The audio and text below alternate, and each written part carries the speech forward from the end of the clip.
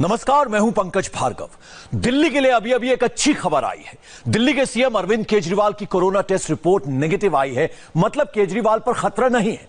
लेकिन deputy CM Manish Sisodia ने आज जो बताया है वो दिल्ली की चिंता बढ़ाने वाला है। दिल्ली में कम्युनिटी स्प्रेड का खतरा बढ़ रहा है। इसके लिए तैयारी भी शुरू हो गई है। दिल्ली सरकार के पैनल ने Pragati Maidan, Talkatora stadium, Indira Gandhi indoor stadium और जवाहरलाल नेहरू स्टेडियम में मेकशिफ्ट कोरोना फैसिलिटी बनाने का सजेशन दी है, जहां कोरोना मरीजों को रखा जाएगा। दिल्ली पर कम्युनिटी स्प्रेड का खतरा कितना है, इसे समझने के लिए हमने पूरी रिसर्च की है। दिल्ली में 5 रिपोर्टर्स दिन भर घूमे। अस्पताल से लेकर शमशान और कब्रिस्तान से हमने ग्राउंड रिपोर्ट तैयार की है। इससे आपको सही जानकारी मिलेगी।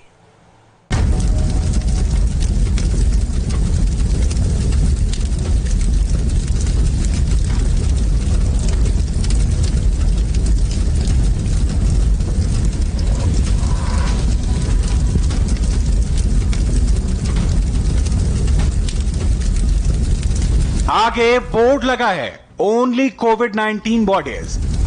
बोर्ड के पीछे चिताएं जल रही हैं।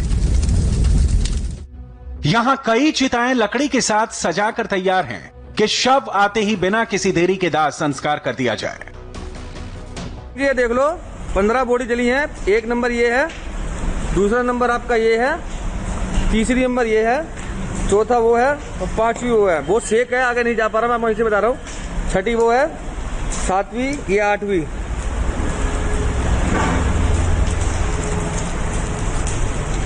एक बोरी 9वीं, 10वीं, ये 11, ये 12, वो 13, 14, 15 बॉडी आ चुकी है जी। ठीक है जी। ये दिल्ली का पंजाबी बाग शमशान घाट है। पिछले 5 दिनों से यहां के वीडियो मोबाइल पर वायरल हो रहे हैं। कहा जा रहा है कि यहां शव आने बढ़ गए हैं। सोशल मीडिया पर वायरल हो रहे इन मोबाइल वीडियो को देखकर डर लगता है। यही डर और बढ़ जाता है जब दिल्ली सरकार ये बताती है कि आने वाले 1 से 1.5 महीने में कोरोना कितना बढ़ जाएगा। 15 जून तक 44,000 केसेस होंगे और करीब 6,600 बेड्स की आवश्यकता होगी। 30 जून तक 1 लाख केसेस पहुंच जाएंगे और 15,000 बेड्स की आवश्यकता होगी। 15 जुलाई तक करीब 2.25 लाख केसेस हो जाएंगे और 33,000 बेड्स की आवश्यकता होगी। और 31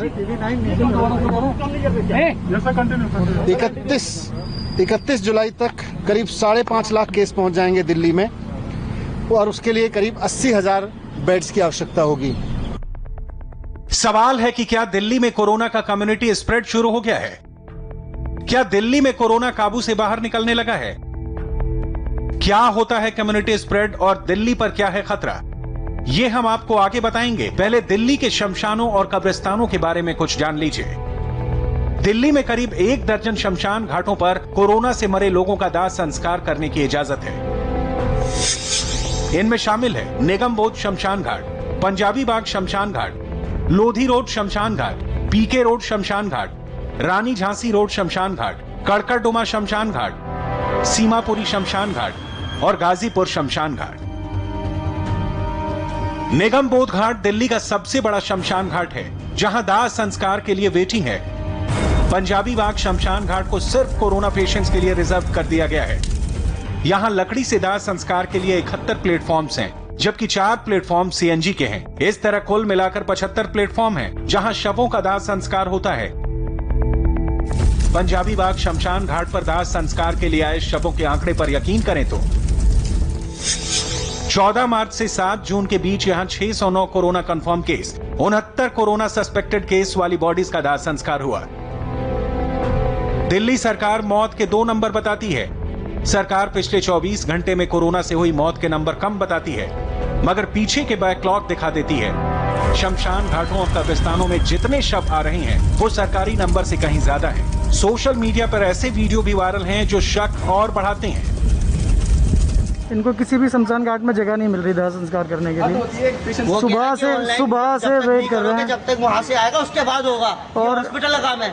और कर नहीं रहे हैं। 4 बार ये लोग हॉस्पिटल पंजाबी बाग शमशान घाट चले गए, वहाँ ऑलरेडी इतनी डेड बॉडीज हैं कि वहाँ पे इनका नंबर नहीं आया और कहीं पे भी कुछ नहीं हो रहा है। उसके बाद बॉडी देखिए कहाँ पे रखी है, बॉडी यहाँ पे 1 घंटे से बाहर पड़ी हुई है। बॉडी यहाँ पे रखी हुई है बॉडी। आप देखिए दिल्ली का सबसे बड़ा सवाल फिलहाल यह है कि क्या 31 जुलाई तक दिल्ली में कोरोना के 5.5 लाख केस होंगे और क्या दिल्ली में कोरोना का कम्युनिटी स्प्रेड शुरू हो गया है।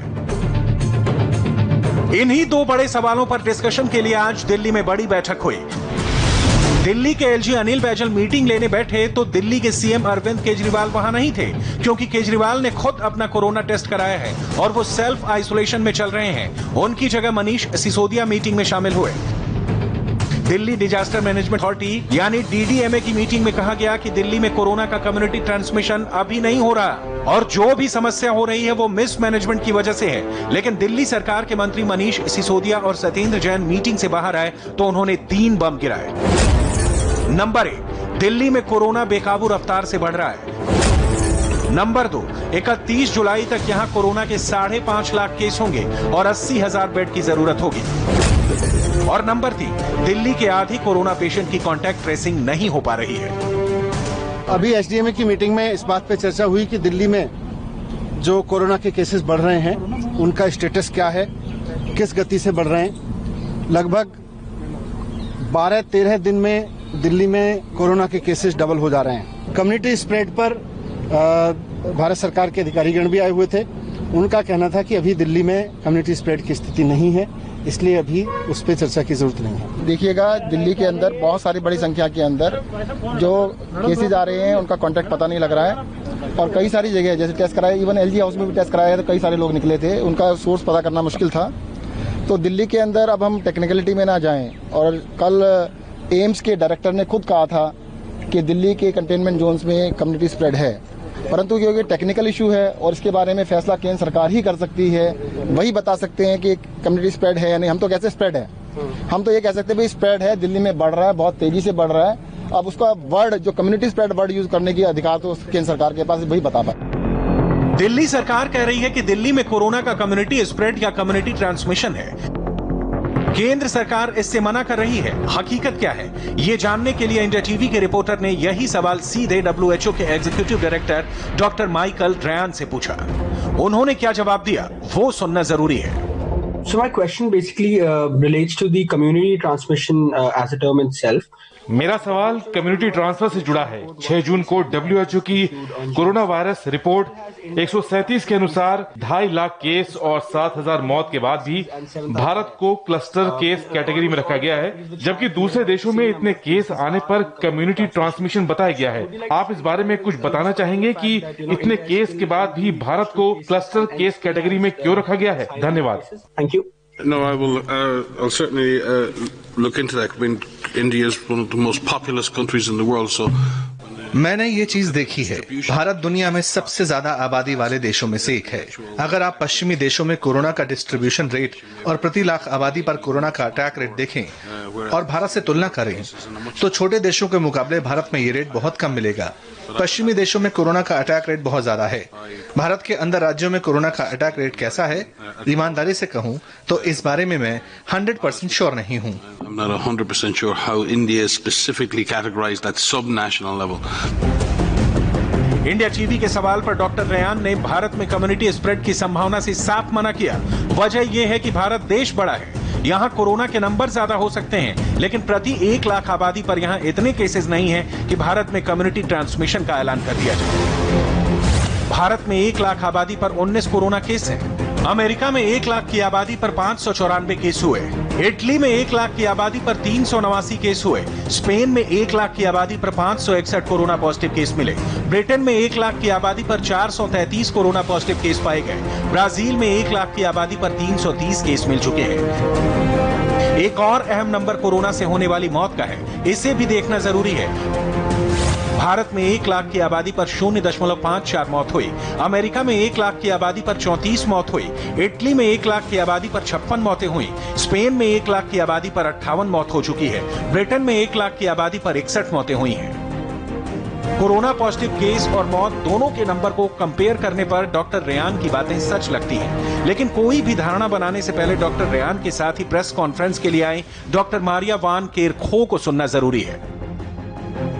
The question about classifying where a country is within transmission.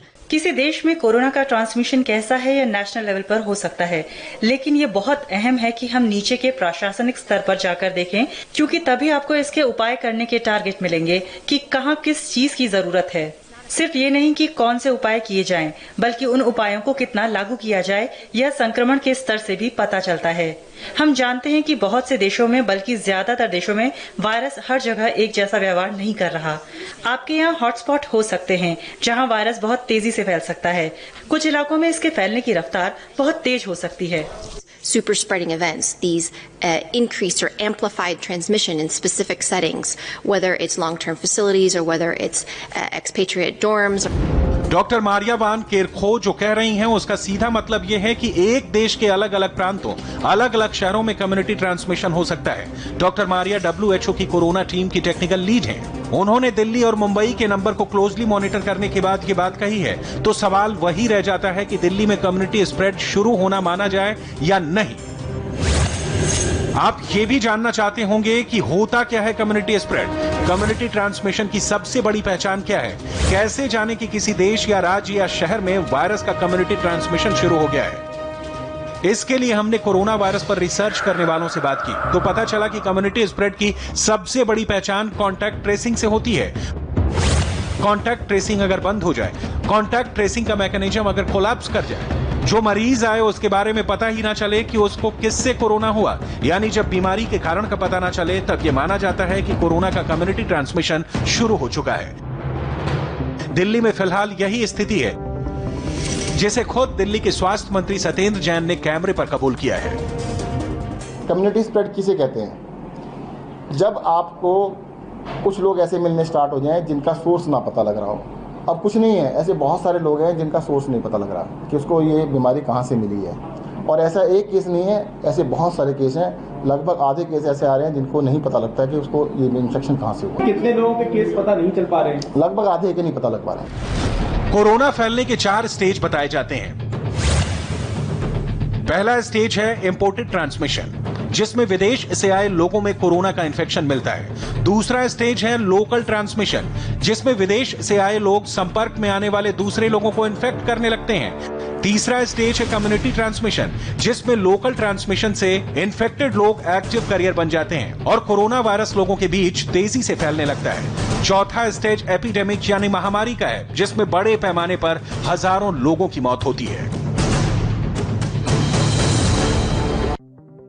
Corona transmission को स्टेज 2 से स्टेज 3 तक पहुंचने से रोकने के लिए ही लॉकडाउन किया गया था, जिसका असर भी दिखा। लाखों लोगों को इन्फेक्टेड होने से बचाया गया, हजारों की जान बची। इसके बावजूद कोरोना भारत में करीब 2.25 लाख लोगों को इन्फेक्टेड कर चुका है। ऐसा लगता है जैसे कोरोना ने महामारी के एक्सीलेटर पर पैर रख दिया है। भारत में कोरोना को 1 से 1 लाख केस पहुंचने में 109 दिन लगे थे। 1 लाख से 2 लाख तक पहुंचने में कोरोना ने सिर्फ 15 दिन लिए और अगले 7 दिनों में ही कोरोना 2,70,000 के करीब पहुंच गया। भारत के 2 शहरों में कोरोना सबसे ज्यादा है, मुंबई और दिल्ली। इन दोनों शहरों में कोरोना कैसे फैल रहा है, ये एम्स के डायरेक्टर डॉक्टर रणदीप गुलेरिया ने बताया। देश के बड़े शहर हैं, उनमें सबसे ज्यादा केसेस आ रहे हैं। 70 से 80% केसेस इन्हीं एरिया से आ रहे हैं। इनकी जो समस्या है वो देश के और हिस्सों से बिल्कुल यूनिक है, क्योंकि यहाँ पे अगर हम देखें तो क्राउडिंग जो है वो बहुत ज़्यादा है। कई जगह ऐसे हैं जिनको हम कहते हैं अर्बन स्लम्स, जहाँ पे लोग जो हैं एक कमरे में 5 या 10 लोग जो काम कर रहे हैं वो रह रहे हैं। कॉमन टॉयलेट्स हैं, या फिर ट्रैवल जो है वो एक जो माध्यम है ट्रैवल का, उसमें बहुत ज़्यादा क्राउडिंग है। तो ये जो शहर है इसमें because of population density situation problems जो है वो थोड़ी यूनिक हैं, और ये वाली जो इश्यूज हैं इन शहरों में ये वायरस के स्प्रेड को ज़्यादा करते हैं। दिल्ली में कोरोना की रफ्तार कैसी है, इसका अंदाजा कोरोना टेस्टिंग के आंकड़ों से भी लग सकता है। हमें जो हालात दिखे वो बेहद डराने वाले हैं। आपकी टीवी स्क्रीन पर हम आपको पिछले 4 दिनों के टेस्टिंग के डेटा दिखा रहे हैं। 5 जून को दिल्ली में 5,137 टेस्ट की रिपोर्ट आई। इनमें से 1,330 केस पॉजिटिव मिले, यानी कुल 25.89% सैंपल कोरोना पॉजिटिव मिले। 6 जून को दिल्ली में 5,180 कोरोना टेस्ट की रिपोर्ट आई। 1,320 केस पॉजिटिव मिले, यानी 25.48% सैंपल पॉजिटिव निकले। 7 जून को दिल्ली में 5,042 टेस्ट रिपोर्ट आई। 1,282 केस पॉजिटिव मिले, यानी एक बार फिर 25% से ज्यादा सैंपल कोरोना पॉजिटिव मिले। 8 जून को सबसे कम 3,699 टेस्ट की रिपोर्ट आई, जिसमें से 1,007 पॉजिटिव मिले, यानी सबसे ज्यादा 27.22% सैंपल पॉजिटिव निकले। राजधानी दिल्ली में कोरोना का डेथ रेट भी भारत के डेथ रेट का 8.5 गुना है। भारत में 10 लाख की आबादी पर 5.45 मौत हुई। दिल्ली में 10 लाख की आबादी पर 47 मौत हुई। मुंबई में 50,000 केस हैं और दिल्ली में लगभग 30,000 केस हैं। आज मुंबई और दिल्ली के अंदर जो केसेस हैं उनका इलाज करने की जिम्मेदारी जैसे दिल्ली में है तो हमारी जिम्मेदारी बनती है और उसी प्रपोर्शन में केस बढ़ रहे हैं। हम लोग लगभग 10 दिन पीछे हैं मुंबई से लगातार, और ऐसा एक्सपेक्टेशन है कि 10 दिन में 50,000 पे पहुंच जाएंगे, तो हमारे को हजारों बेड और एक्स्ट्रा चाहिए। कोरोना का कम्युनिटी स्प्रेड सबसे पहले चीन के वुहान में हुआ था, उसके बाद दिल्ली में कम्युनिटी स्प्रेड हुआ, उसके बाद इटली में कम्युनिटी स्प्रेड हुआ। अमेरिका के न्यूयॉर्क में कम्युनिटी स्प्रेड का एपी सेंटर बनने से पहले इटली का लोम्बार्डी और मिलान कम्युनिटी स्प्रेड के 2 बड़े सेंटर बने थे। इटली में जब कोरोना तीसरे स्टेज में आया तो हेल्थ सिस्टम बुरी तरह से लड़खड़ा गया था। इटली में हर 10वां डॉक्टर कोरोना का मरीज बन गया था। हेल्थ सर्विस के करीब 5,000 लोग वायरस का शिकार हो गए थे। ये लक्षण दिल्ली और मुंबई में भी दिख रहे हैं, लेकिन आबादी के लिहाज से नंबर इटली जैसे नहीं है। तकनीकी तौर पर स्टेज 3 या कम्युनिटी ट्रांसमिशन का ऐलान नहीं हो रहा, लेकिन हालात बता रहे हैं कि कोरोना का खतरा बहुत ही ज्यादा बढ़ चुका है। कम्युनिटी स्प्रेड, इन 2 शब्दों का सही मतलब जब तक आप ठीक से नहीं समझेंगे मुसीबत में फंस जाएंगे।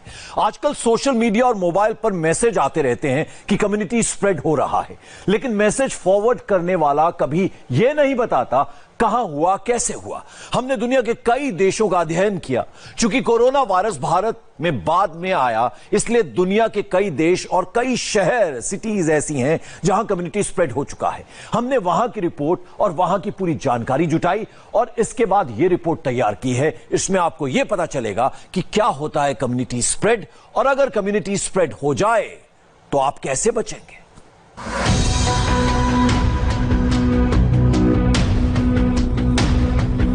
लॉकडाउन के बाद अब जो कोरोना वायरस फैला तो वो किसी से नहीं रोक पाएगा, क्योंकि ये कम्युनिटी स्प्रेड वाला वो खतरनाक टाइम है जिसमें ज्यादा से ज्यादा लोग कोरोना की चपेट में आ सकते हैं। बाजार खुल गए, दफ्तर खुल गए, मॉल भी खुल गए और मंदिर मस्जिद भी खुल गए, और अब इन सब के साथ खुल गया है कोरोना के फैलने का सबसे बड़ा खतरा, जिसे कम्युनिटी स्प्रेड भी कहा जाता है। क्योंकि कोरोना वायरस अब हवा में भी है और सड़क पर भी, चलती बस में भी है और आपके अगल बगल में भी। ये सुनने में आपको अजीब और डरावना लग रहा होगा, लेकिन अगर आपने इस कम्युनिटी स्प्रेड के खतरे को समझ लिया तो कोरोना से बचने का रास्ता भी मिल जाएगा। जो देश के बड़े शहर हैं उनमें सबसे ज्यादा केसेस आ रहे हैं, 70 से 80% केसेस इन्हीं एरिया से आ रहे हैं। इनकी जो समस्या है वो देश के और हिस्सों से बिल्कुल यूनिक है, क्योंकि यहाँ पे अगर हम देखें तो क्राउडिंग जो है वो बहुत ज़्यादा है। कई जगह ऐसे हैं जिनको हम कहते हैं अर्बन स्लम्स, जहाँ पे लोग जो हैं एक कमरे में 5 या 10 लोग जो काम कर रहे हैं वो रह रहे हैं। कॉमन टॉयलेट्स हैं, या फिर ट्रैवल जो है वो एक जो माध्यम है ट्रैवल का, उसमें बहुत ज़्यादा क्राउडिंग है। तो ये जो शहर है इसमें because of population density situation problems जो है वो थोड़ी यूनिक हैं, और ये वाली जो इश्यूज हैं इन शहरों में ये वायरस के स्प्रेड को ज़्यादा करते हैं। तो इसलिए हमें अपने शहरों के लिए और हर एक एरिया के लिए अलग सोल्यूशन ढूंढना पड़ेगा, जिसमें social distancing, wearing a mask, hand washing जो है वो और भी ज़रूरी हो जाता है, isolating people who are positive, क्योंकि अगर एक इंसान जो पॉजिटिव है चाहे उसको माइल्ड सिम्टम्स भी हो, वो ऐसी कॉलोनी में अगर घूम रहा है तो वो कई लोगों को इन्फेक्शन दे देगा और वहाँ पे फिर एक बहुत बड़ा क्लस्टर बन जाएगा और इससे केसेस इन एरियाज में और शहरों में बढ़ जाएंगे। इसलिए ये जो कंटेनमेंट जोन्स हैं इन पे बहुत नज़र रखने की ज़रूरत है, इन हॉटस्पॉट्स पे बहुत नज़र रखने की ज़रूरत है। अगर हम यहाँ पे केसेस कम कर पाएंगे तो हमारा जो ग्राफ है वो आस्ता आस्ता फ्लैटन होके कम होना शुरू हो जाएगा। वहाँ पे हम थोड़ा लापरवाही कर लेते हैं, हम ये सोचते हैं कि हम सेफ हैं क्योंकि हम नॉन कोविड एरिया में है, यहाँ पे केसेस कोई हमारे पास कोई बीमार नहीं है, और ये हम अक्सर देखते हैं और हमारे हेल्थ इन्फेक्शन कंट्रोल टीम इसी में ही लगी है कि लोग अपना मास्क उठा के इकट्ठे बैठ के खाना खा रहे हैं या इकट्ठे बैठ के चाय पी रहे हैं। उनमें से अगर एक भी कोई पॉजिटिव है तो इस क्लोज कॉन्टैक्ट से वो सबको इन्फेक्शन दे सकता है। और ये ऑफिसेज में होने का डर है, ये दुकानों में होने का डर है, ये इंडस्ट्री में होने का डर है। और इसीलिए मैं बार बार यही कह रहा हूँ कि जैसे हम आगे बढ़ें और जैसे हम ये देख रहे हैं कि इन हॉटस्पॉट्स में केसेस ज़्यादा हैं, ये बहुत ज़रूरी हो जाता है कि हम अपनी जिम्मेदारी समझें। हम कुछ दिनों के लिए अकेले खाना खाएं, इकट्ठे मिलके खाना ना खाएं, अपना मास्क हमेशा लगा रखें और सोशल डिस्टेंसिंग ऑफिस में भी करें, जिससे हम किसी को इन्फेक्शन ना दे और हमें किसी से इन्फेक्शन ना हो। सबसे पहले आप ये समझिए कि कम्युनिटी स्प्रेड होता क्या है। जब किसी सार्वजनिक जगह पर कोई कोरोना संक्रमित मरीज की वजह से वायरस हवा में या उसके आसपास की जगह या सतह पर रह जाए और किसी दूसरे व्यक्ति के छूने या वहां से गुजरने से फैल जाए तो इसे एक कम्युनिटी स्प्रेड कहा जाता है। मान लीजिए कोई संक्रमित व्यक्ति किसी बस में यात्रा करे और इस दौरान वो वायरस फैला दे तो ये वायरस कई दिनों तक बस में मौजूद रह सकते हैं और इस दौरान बस में यात्रा करने वाले लोगों को संक्रमित कर सकते हैं। इस बात को आप इन उदाहरणों से समझ सकते हैं। लॉकडाउन कोरोना संक्रमित व्यक्ति के लिए कोई मनाही नहीं है, वो बाजार भी जा सकता है और पब्लिक ट्रांसपोर्ट में भी, रेस्टोरेंट में बैठकर खाना भी खा सकता है और दफ्तर में काम भी निपटा सकता है। लेकिन इस दौरान वो हर उस जगह को संक्रमित कर सकता है जहां दूसरे लोगों का आना जाना लगा रहता है। अब ये भी समझ लीजिए कि वायरस किस तरह से कितनी देर तक जिंदा रहता है। आमतौर पर यह वायरस सतह पर 3 से 7 दिनों तक जिंदा रहता है। इसके अलावा लकड़ी के फर्नीचर पर करीब 24 घंटे तक जिंदा रह सकता है, कपड़ों पर 3 से 4 दिन तक, लेकिन जूतों पर सबसे ज्यादा 5 से 6 दिन तक जिंदा रह सकता है। इसलिए सार्वजनिक जगहों पर लोगों के जूते संक्रमण फैलाने का सबसे बड़ा सोर्स हो सकते हैं। अब आप समझ लीजिए कि जूतों के जरिए कोरोना का वायरस कैसे फैलता है। उदाहरण के तौर पर आप घर के बाहर कोई जरूरी सामान लेने के लिए निकले और उस रास्ते से कुछ मिनट पहले कोई संक्रमित व्यक्ति गुजरा हो। ऐसे में वायरस आपके जूतों से चिपक कर घर आ सकता है। ऐसे में बिना किसी ट्रेवल हिस्ट्री या बिना किसी संक्रमण में आए आप कोरोना संक्रमित हो सकते हैं। इसके अलावा जब कोई व्यक्ति किसी कोरोना संक्रमित जगह, रेड जोन, हॉटस्पॉट, कोरोना का इलाज कर रहे अस्पताल या संक्रमित मरीज को रखे जाने वाले आइसोलेशन सेंटर के संपर्क में आता है तो ये वायरस वहां के वातावरण और फर्श पर लंबे समय तक मौजूद रहता है। ऐसी स्थिति में वहां काम करने वाले लोग जैसे डॉक्टर, मेडिकल स्टाफ, पुलिस और मरीजों की जांच करने वाले लोगों के जूते पर यह वायरस संपर्क में आ सकता है। कुछ मामलों को छोड़कर ज्यादातर लोग जूतों पर वायरस के खतरे का ध्यान नहीं देते हैं और वायरस को अपने साथ ले आते हैं। फिर जहां जहां उनके कदम पड़ते हैं वहां वहां वायरस के फैलने का खतरा बढ़ जाता है। यानी जैसे जैसे आप अपने कदम बढ़ाते हैं वैसे वैसे जूतों में चिपका हुआ वायरस आपके साथ आपके घर, दफ्तर, दुकान, मकान सब जगह पहुंच जाता है, लेकिन आपका कभी इस तरफ ध्यान ही नहीं जाता और यही कम्युनिटी स्प्रेड का बहुत बड़ा खतरा है। इसके अलावा किसी सार्वजनिक जगह पर जब कोई कोरोना संक्रमित मरीज खांसता या छींकता है तो उसके मुंह से निकली बूंदें अगर आपके जूतों पर गिर जाती हैं, इससे भी आप कोरोना वायरस के शिकार हो सकते हैं। इस बात को आप इस वीडियो को देखकर आसानी से समझ सकते हैं। हवा में उड़ता हरे रंग का यह धुआं कोई गैस या केमिकल नहीं, बल्कि कोरोना संक्रमित मरीज की छींक के वो बारीक कण हैं जो हवा में 12 फीट की दूरी तक वायरस होने की बात साबित करते हैं। अब तक ये कहा जाता रहा है कि वायरस से बचने के लिए 2 गज की दूरी बनाएं, लेकिन अब नई रिसर्च कहती है कि अब 2 गज से ज्यादा दूरी रखनी होगी, तभी आप वायरस के रेंज से बाहर हो सकते हैं, क्योंकि छींक से निकले बारीक ड्रॉपलेट्स काफी देर तक हवा में 12 फीट की दूरी तक घूमते रहते हैं। ऐसे में अगर आप बस, ऑफिस, रेस्टोरेंट या बाजार में घूमते हैं तो हवा में मौजूद वायरस से कम्युनिटी स्प्रेड का खतरा बना रहता है। चौंक गए ना? आपके मन में यह सवाल आ रहा होगा कि संक्रमित मरीज के सीधे संपर्क में आए बिना कोरोना का खतरा कैसे फैल सकता है। इस सवाल का जवाब जानने के लिए आपको अमेरिका की फ्लोरिडा अटलांटिक यूनिवर्सिटी की लैब में चलना होगा, जहां की गई नई रिसर्च ये कहती है कि संक्रमित मरीज की छींक से निकले बारीक ड्रॉपलेट्स हवा में काफी देर तक ट्रेवल करते हैं और 12 फीट से ज्यादा दूरी तक हवा में मौजूद रहते हैं। सबसे पहले आप ये समझिए कि छींक से निकले ये बारीक ड्रॉपलेट्स कितने समय में कितनी दूरी तय करते हैं। रिसर्च के मुताबिक छींकने के सिर्फ 2 सेकंड के अंदर ये ड्रॉपलेट्स 3 फीट, 12 सेकंड के अंदर 6 फीट, 41 सेकंड के अंदर 9 फीट और इसके बाद 12 फीट तक हवा में ट्रेवल करते हैं। यानी आप संक्रमित व्यक्ति से 12 फीट की दूरी पर हैं तो भी आप वायरस से संक्रमित हो सकते हैं। इसका सबसे बड़ा कारण यह भी है कि छींक से निकले ड्रॉपलेट्स का वजन 10 से 20 माइक्रोग्राम होता है। इसमें सबसे बारीक कणों को एयर पार्टिकल्स कहा जाता है। कोरोना संक्रमित मरीज के खांसने और छींकने के बाद निकले ड्रॉपलेट्स कुछ देर हवा में रहने के बाद 1 से 2 मीटर की दूरी पर जमीन पर गिर जाते हैं। आमतौर पर इसका साइज 20 माइक्रोमीटर होता है, जबकि एरोसोल पार्टिकल्स ड्रॉपलेट से भी अधिक बारीक कण होते हैं। इनका साइज 10 माइक्रोमीटर से भी छोटा होता है और ये खांसने और छींकने के बाद 2 मीटर से ज्यादा दूरी और ज्यादा देर तक हवा में जिंदा रहते हैं। यानी एरोसोल पार्टिकल्स की तुलना में ड्रॉपलेट्स भारी होते हैं, इसलिए जल्द ही जमीन पर गिर जाते हैं। एरोसोल पार्टिकल से संक्रमण का खतरा इसलिए भी ज्यादा है क्योंकि 10 माइक्रोमीटर से भी छोटा होने की वजह से यह हवा में घूमते हुए सांसों के जरिए इंसान के फेफड़ों में पहुंच सकता है, जबकि ड्रॉपलेट्स भारी होने की वजह से किसी ठोस जगह पर गिरते हैं, जिसे छूने के बाद आंख, नाक और मुंह के जरिए शरीर में पहुंच सकता है। यानी हवा में उड़ते कोरोना वायरस के रेंज में अगर आप आ गए तो वायरस का खतरा बना हुआ है। इसलिए लॉकडाउन के बाद कोरोना काल में सबसे ज्यादा केस बढ़ रहे हैं और इसमें कम्युनिटी ट्रांसमिशन का खतरा सबसे ज्यादा बना हुआ है। ऐसे में कोरोना से बचने की जिम्मेदारी अब आपके ऊपर है, इसलिए संभल कर रहें और सुरक्षित रहें।